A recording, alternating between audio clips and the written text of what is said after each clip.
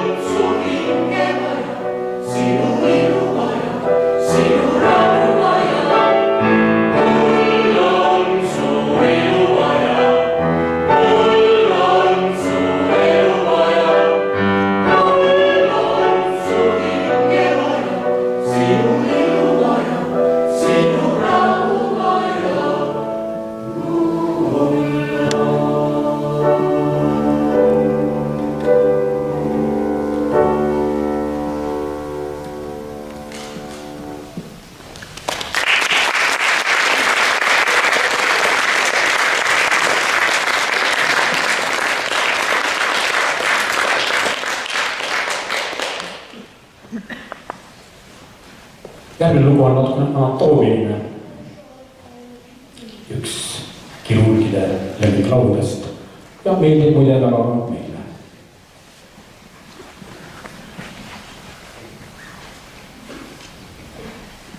Palun, kas Keijo on saalis?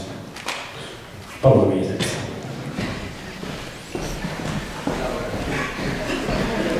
Kirurgide laul, südamega seotud laul.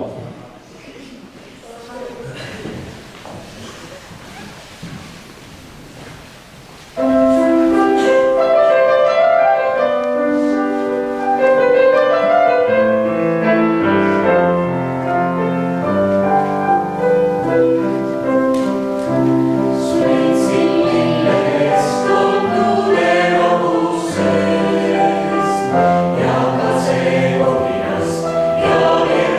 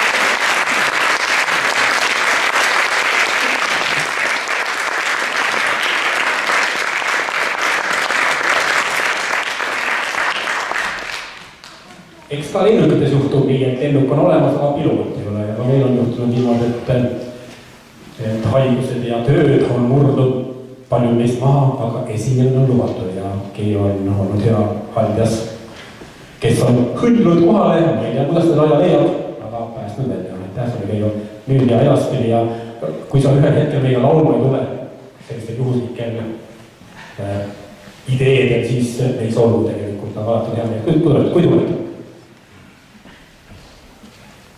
Nüüd läheme tagasi sellele Kirdenaliku koori vahetekstide juurde selles mõttes, et läheme tagasi lapsepõlve, mitte väga kaugele, aga vähemalt muinasjuttudesse.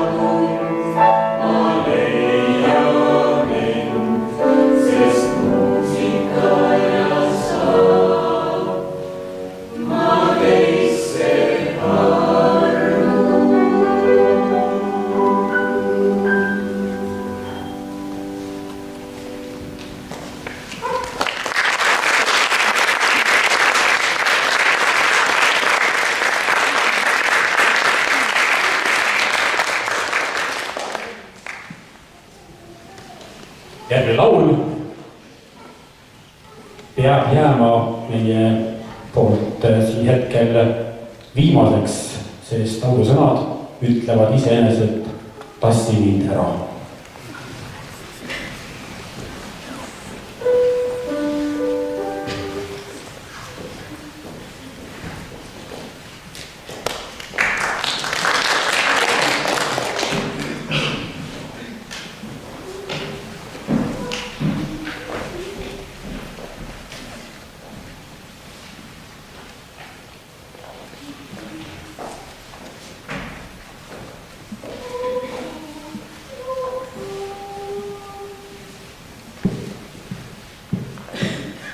Kui hingide tuleb